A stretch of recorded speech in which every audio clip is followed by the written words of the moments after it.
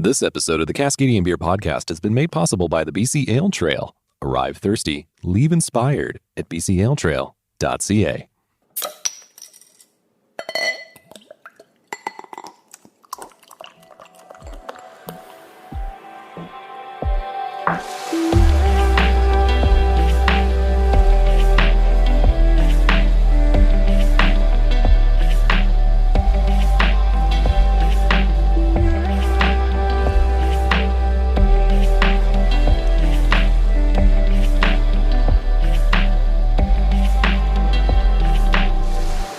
Welcome to the Cascadian Beer Podcast.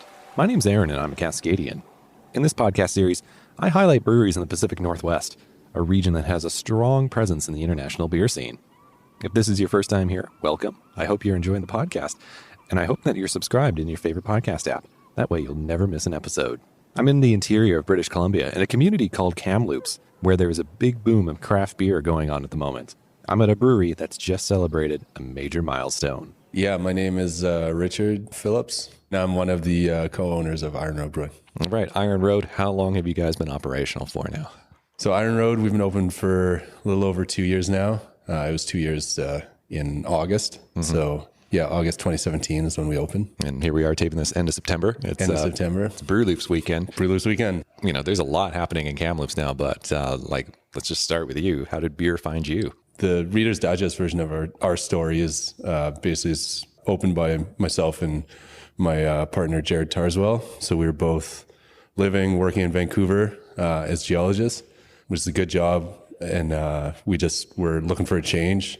Both of us were getting close to kind of starting families. We're both married, and it was just finding it hard to get ahead in Vancouver. Mm-hmm. You know, you're saving and yeah, exactly. You're just saving and saving, but just further and further behind in housing prices. And so we were trying to look at ways to basically change careers, change locations. The kind of geology we did was exploration geology, and it's really kind of rooted around like Vancouver, Toronto, Montreal as like hubs. Mm-hmm. So, I mean, you know, moving from Vancouver to Toronto doesn't change anything. And so we kind of just came up with the idea of trying to start a business. And we both have roots in Okanagan, Thompson, Okanagan. And we're always going to breweries in Vancouver. We were kind of like in that wave of breweries opening up, and every weekend going and checking out a new place. And that's where we always meet our friends, and it just kind of found ourselves doing that all the time. And and it like literally was this kind of over one night of too many pints,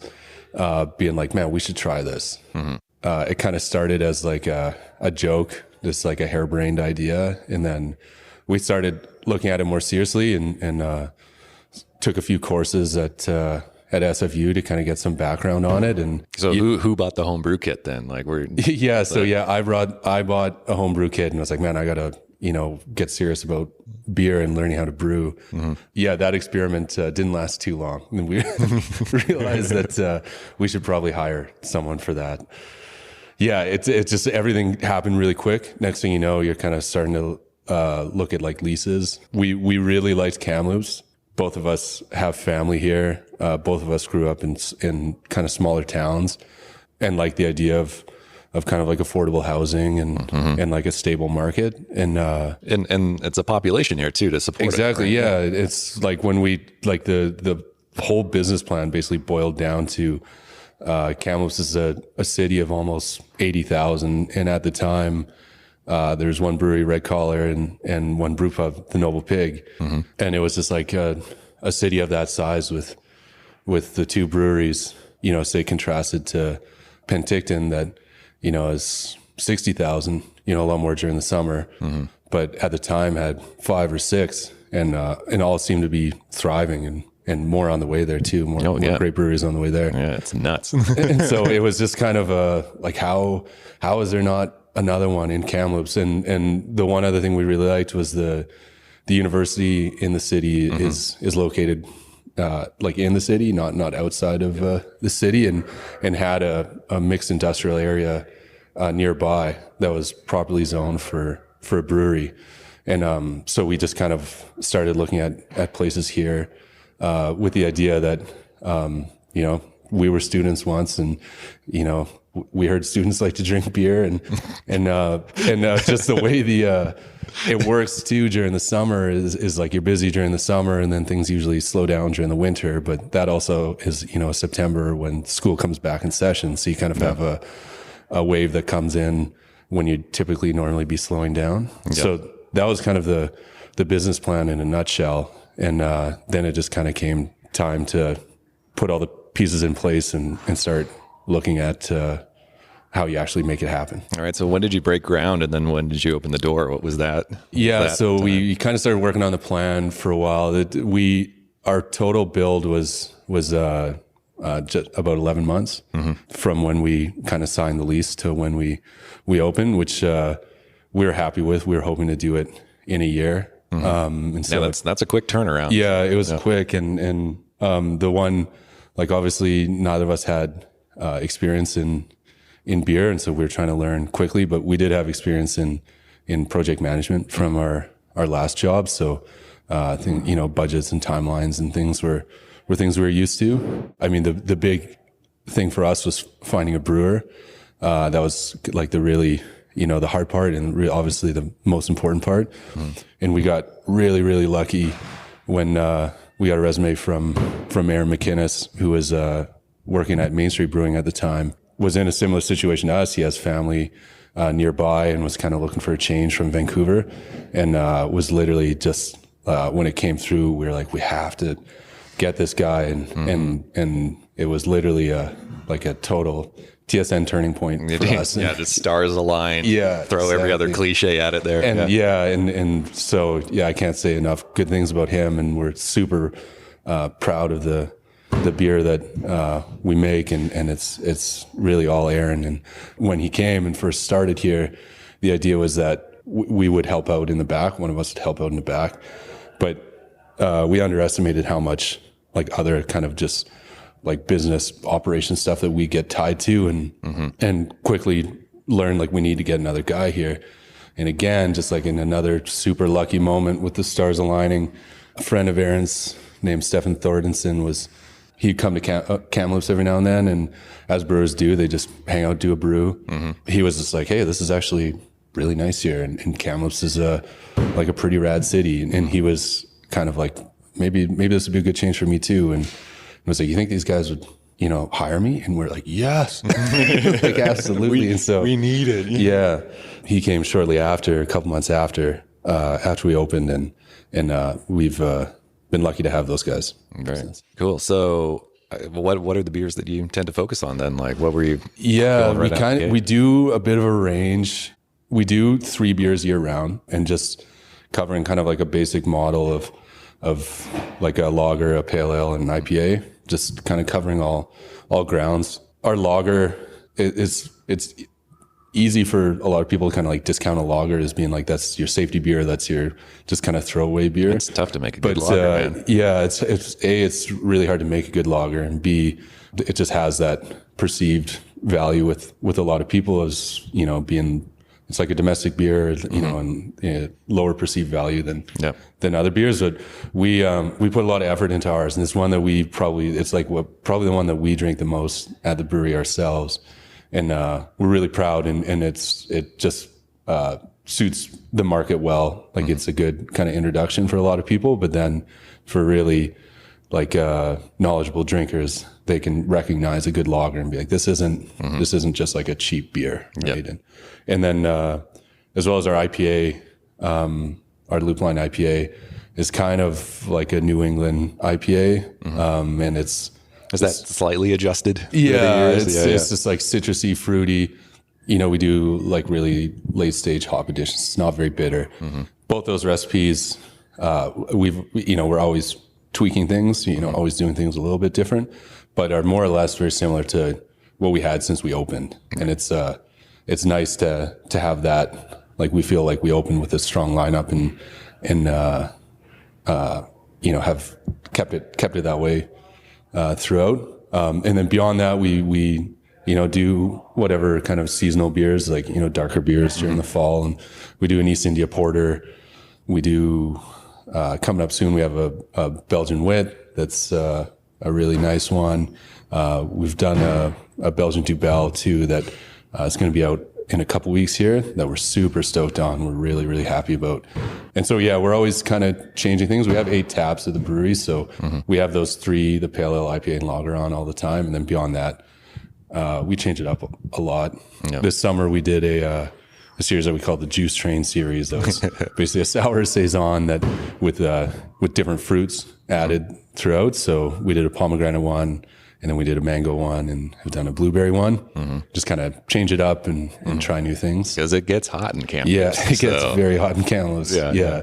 Having something that's crushable is nice. All right. And then you also have a barrel program too, right? Yeah. So we do some barrel aging. We've got some bourbon barrels that we got off Main Street actually that we've used in a sour. So we do a wild ale called the Boomer Wild Ale, and before dry hop we ran some off into the bourbon barrels and aged them, and they came out. We're really happy with the finished product, and the Boomer we actually won a BC Beer Award for, a gold for, and then the barrel aged equivalent of it, the Boxcar Tourist, won gold at the Canadian Brewing Awards. So we're super happy with that beer, and we feel like we're onto something with that one. We actually recently, or not recently, it was last Christmas, bought some bourbon barrels off Four Roses, some fresh bourbon barrels that we ran our Russian Imperial Stout into. So it's been aging kind of all fall and summer. And sounds like I'm going to have to come back. Yeah. So that one, we're hoping to have it out for Christmas time. And that one's going to be a super fun one. Cool. And then apart from the amazing beer lineup, you also have a great kitchen back there too. Like what do you guys specialize in the kitchen? Yeah. So we do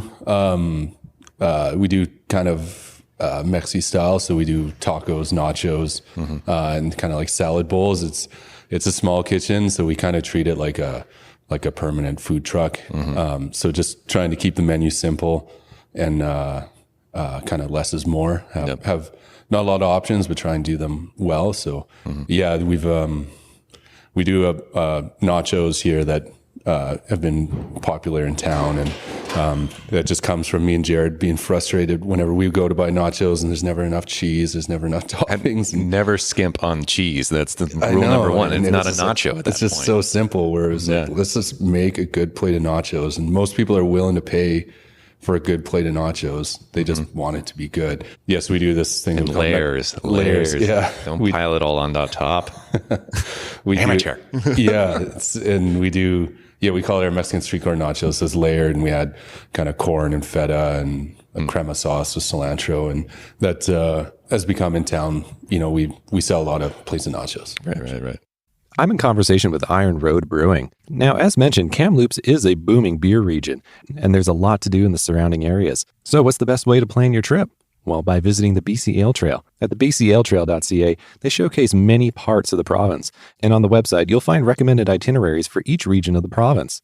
There's a comprehensive list of every craft brewery in BC, a calendar with beer events, and a blog with lots of great stories.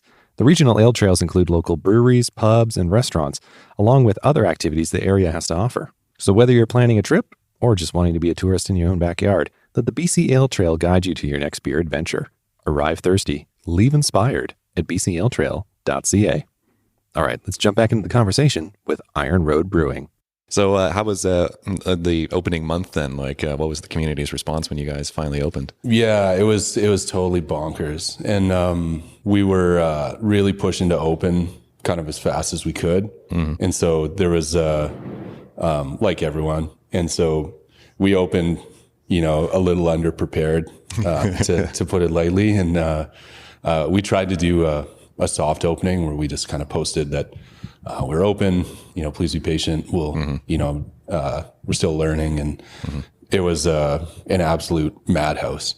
And we were really happy at the time. We had like really good beer. We were confident with our food, and it just kind of carried on. Like we'd never really slowed down. It's been busy, really, like ever since. Like it slows down during the winter, but we were overwhelmed with the support from the community, and we feel like we've got like a really nice group of regulars now, and kind of have a spot that's like a good gathering point for people that kind of are like-minded. And the tap room's been really nice. And then you've introduced a canning line too. Like you're starting to can products, right? So we do canning. We use West Coast right now.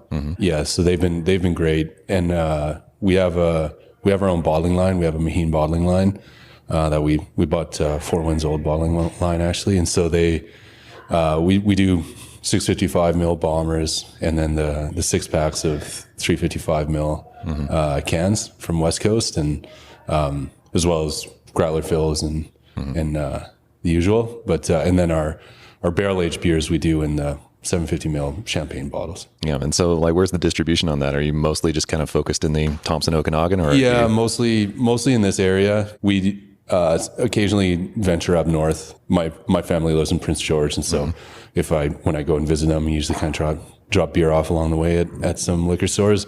But yeah, we do all our own distribution right now. We don't use a distributor, so trying to keep it local and try and grow, slowly outwards organically, and make sure, that we're servicing the home market is most important. But in the Shuswap, Vernon, Kelowna, Princeton, those are our kind of main distribution points right now. All right, cool. If somebody was to go down this path of opening a brewery themselves, what would be some advice you could give them? Yeah, I'd say do it. Okay. If we can do it, you can do it. There's going to be a lot of challenges that come along the way, but it's a great industry with great people, and it's been a lot of fun. It's not like it's a get rich quick scheme. We knew that, and it still is, that way where it's become.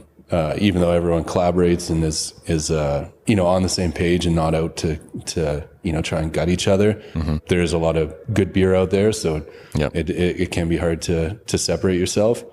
It's fun, and if there was anyone that is thinking of opening a brewery, and we had a lot of advice from people. Everyone was really giving with information, particularly Aaron at Strange Fellows. He had a website actually that was, I can't remember the URL, something building a brewery or something like that. But he had his timeline on there for how they built Strange Fellows and things they came across, and that was like a really good resource for us. And as well, I would just email him questions, and if he didn't know the answer, he'd pass it on to someone that didn't. So that was very, very helpful. And I'd like to, be able to pass that on if anyone had any questions, that they could feel free to ask me. Not that I know as much as everyone else, but it's been fun. Yeah, but it's just good to gain that knowledge, because like no one brewery is the same, right? So exactly, and everyone's they're going to have dealing with different city councils and different landlords and different setups, and it's obviously the big thing's trying to come up with money and how do you deal with the banks and frame it for them. Yeah. All right. And then Kamloops, it's growing. Are you excited about this expansion of breweries coming on the market? Yeah, you think there's room for it? It's just like one more place for us to hang out too, and I feel like there's lots of room. People are always kind of mentioning, are you feel like it's getting saturated? Do you feel like it's? And I don't think it is, especially if we hadn't mentioned it before, the newest brewery that's opening in Kamloops here, Bright Eye Brewing, going to be opening on the North Shore here, and then since we opened, there was another brew pub downtown, Alchemy Brewing, that opened up. Great guys. If everyone kind of has a bit of their own niche, like those breweries aren't doing any distribution, so you're not as worried about shelf space at liquor stores and stuff like that. And in locations that, like the North Shore doesn't have a brewery right now, I feel like Bright Eye is going to fill a hole there. That's going to be really nice. And excited to see the culture grow and as people's tastes change in the city, and it's competition kind of drives innovation too, to make sure you're not getting complacent and make sure you're kind of always keeping fresh and on top of what the city wants. Sweet. Well, thank you so much for your time, Richard. Yeah, really appreciate it, man. Huge thank you to Richard again for his time. And while this episode's dropping, I'm up in Kamloops for the Brew Loops Festival. So we've turned this episode around nice and quick. But yeah, it's great visiting Kamloops again. There's so much going on, and I'm really looking forward to coming back and checking out the new breweries that are starting to pop up as well. But again, big thank you to the crew at Iron Road. Really like going in and visiting those guys and drinking their beers. If you enjoyed this episode, I hope you're subscribed to the podcast and wherever you listen to podcasts. And if you want more information, you can go to the website, cascadian.beer. You can follow us on social media at facebook.com/Cascadian Beer.